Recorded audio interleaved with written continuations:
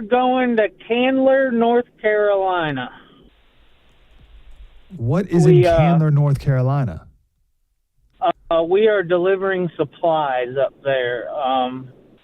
A lot of us in the area where that storm was supposed to go over Georgia was supposed to take us out, and we kind of had a little survivor's guilt, and through prayer we got the answer that we were supposed to help. So I made a post on Facebook, and Michelle was absolutely right. Most of the donations are coming from personal people, because I made a post on Facebook, and within 3 days we had $1,300 in cash donations.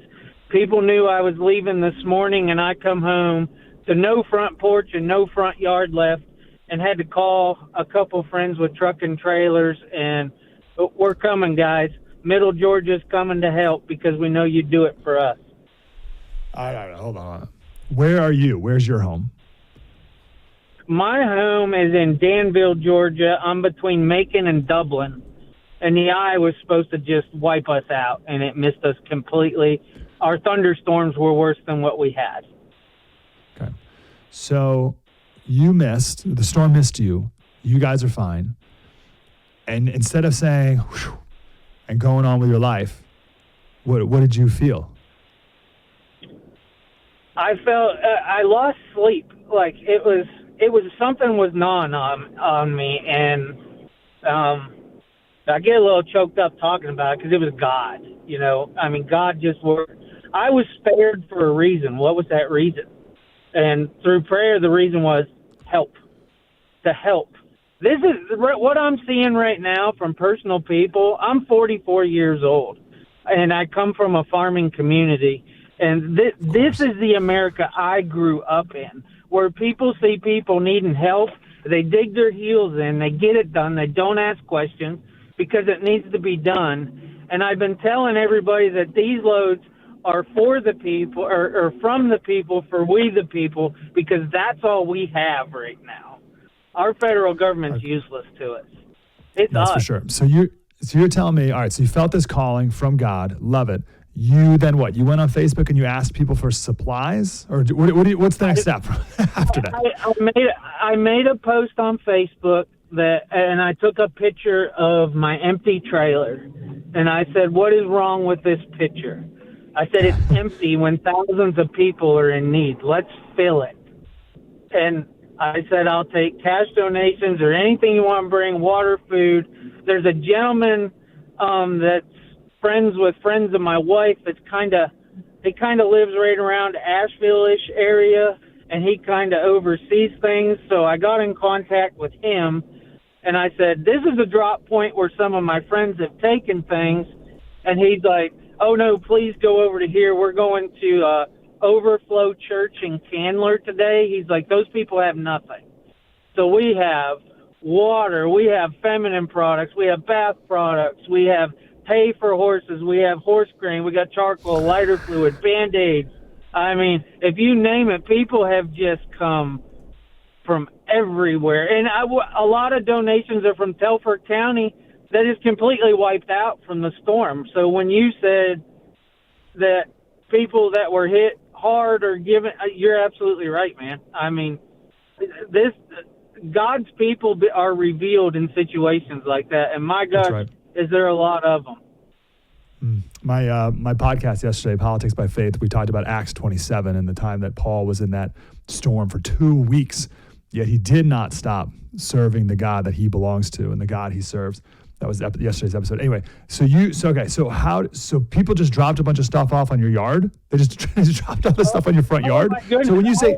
I come home, I have a camera at the end of my driveway, and it just kept going off because I put my address as a drop location in like a community page, like our county page, and people were just dropping things.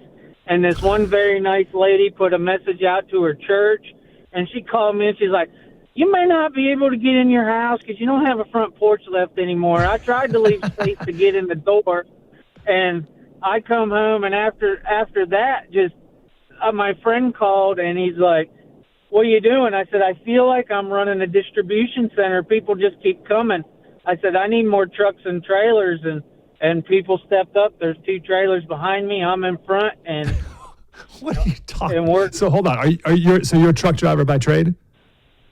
oh no, we just have our personal pickup trucks and farm trailers. I mean, we had to build sides last night on the sides of the trailers to go up with the load because we had no more room, and people just kept bringing things. So we had to go get lumber and build sides so we could go up. It's amazing. I mean, it's just. All right. What's your real job that you're not doing today? I am a farrier by trade. I shoe horses. Okay.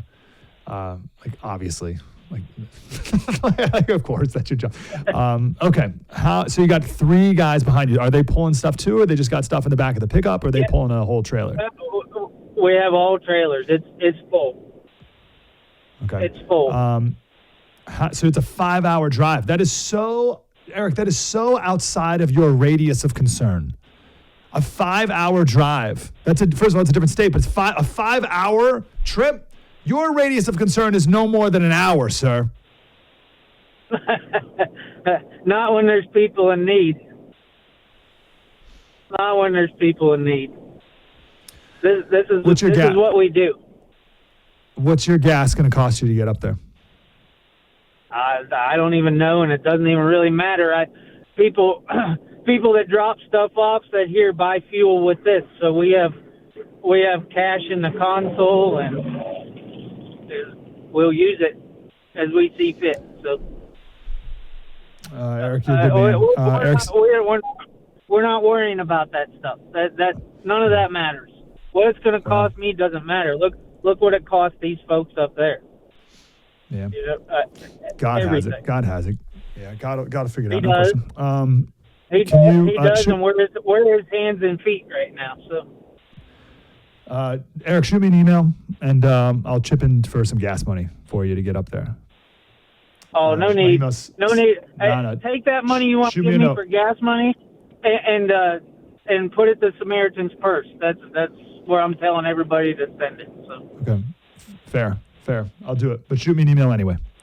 Slater@breitbart.com, because I want email. I want pictures of everything you're showing here. You're telling me about. Okay. All right, we'll do it. Eric, grateful for you, brother. Drive safe. Thank you. See you soon, brother. Well done. Linda is in North Carolina. Linda, how are you? Mike, I'm blessed. I'm in far western North Carolina, and we missed it. We're blessed. But I'm one of few. The devastation here is breathtaking. The federal government is not here, and it's people like that coming from North Georgia and South Carolina and Tennessee to help us is the blessings that only God can provide. I'm a school teacher. There's a school in Black Mountain. We still can't find 25 teachers over there. The local counties are going to the school districts to use their portable walk-in freezers with generators for bodies. The national media is not covering the devastation here, which is a shame, but I hope they pay the price for it ultimately, where the whole nation goes to people like you for their news. You have a great show, and thank you for what you're doing. And I've got to go to school right now. I've been sitting here waiting, but my point is, it's people over here pitching in, using our own dollars. There's no federal government, and the media is not showing the real devastation. These mountains have landslides. All the rivers and lakes are flooded. It's breathtaking. I know you got to go and I got to go too, but you're telling me there's teachers still missing in your school? Not in my school, over in Black Mountain, east of Asheville, the Swannanoa, Black Mountain, Old Fort area, Polk County, Transylvania County, all those counties, and Marshall, all those huge counties around Asheville. Devastated. Lake Lure, Chimney Rock, just draw a big circle around Asheville. Those counties are devastated. And it's people like that previous caller. These people are coming in from all the states around us with trucks and ATVs and shovels and wheelbarrows and chainsaws and food and clothing. It's incredible what we're seeing. God is real. and I'm going to get upset now, so I got to go. But, Mike, I love your show, and God bless everybody who's helping. So we had a gentleman from North Carolina call in and be critical of Roy Cooper, the governor, who's getting no criticism at all and I haven't heard anything about Roy. I haven't heard the name mentioned once. And I like to give benefit of the doubt to people, maybe where it's not deserved, but I like to start with that. And, maybe they weren't prepared. North Carolina doesn't think they get hurricanes or something, and they weren't prepared for this, that, the other. And you're saying in your decades of emergency response expertise, no, we do get hurricanes, or North Carolina does get hurricanes. We should have been prepared. Yes. Why do you think? Go ahead. We've had several hurricanes in the past. I've dealt with at least 3 through my local county. They ended up being not as devastating as this one. No hurricane's been as devastating as this one, and you're not going to be 100% prepared for anything. But resources should have been stabilized. They should have known that there was going to be issues, and just to get off and say that, hey, the hurricanes don't hit in western North Carolina. They may not be hurricanes, but we still get the wind, we still get the rain, we get the flooding, obviously. Yes. Does the buck stop with the governor? The way emergency management works and the way it's supposed to work is, number one is the local county government is responsible for that county. When their resources are dwindled or need more resources, they ask the state. The state then turns around and supplies whatever resources they have available. And when they run out of resources, they're supposed to turn to FEMA. FEMA was never set up to be a response agency. It was a recovery agency. And it's most of the time, in my experience out there in working several hurricanes, they generally get in the way. They generally take up resources, and then the locals or the state can't get the resources because FEMA's got them tied up. Yeah. What's the biggest failure you've seen in the last week or so?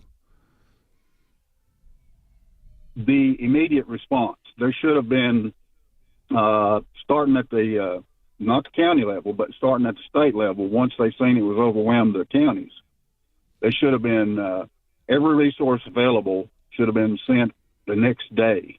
I'm talking, everything from military assets, local, National Guard, state resources should have been in here and ready to go, setting up temporary communications, setting up resource centers to supply water, fuel, temporary bridges, whatever the state had resources. And then we have several federal military bases in North Carolina.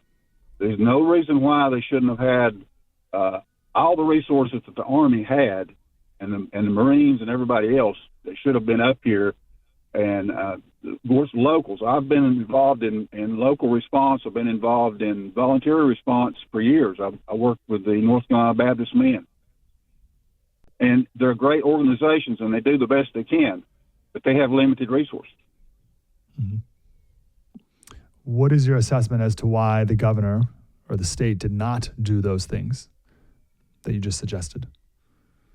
I'm not sure. I've been out of it for several years, but when I was working, I was in the state EOC for many hurricanes, and we were always hired several days ahead of time. So I'm not sure what dropped the ball, but there is some responsibility that they have to take. My last question for you, again, I've never been through any of this stuff and whatever, but I'm looking at DeSantis in Florida, and it seems like he is really, really, really on it. And there's different topography and all this other stuff, right? But it's like, even beforehand, to your point, he's like, oh, we got 16,000 linemen ready to go. Like, it just seems like he is totally on it. Is that what you're seeing too? Yes. Yeah, he has been on top of it. I know from experience that, again, going back to the hurricanes that have come through out of the Gulf and eventually come through as tropical systems into western North Carolina, you're going to have a lot of damage. They know that's going to happen. If it's coming through there, they predicted it. Matter of fact, the county I live in, we were spared because we were kind of in the eye wall. But the original forecast had it coming through. We would have been on the eastern side, and we would have been devastated by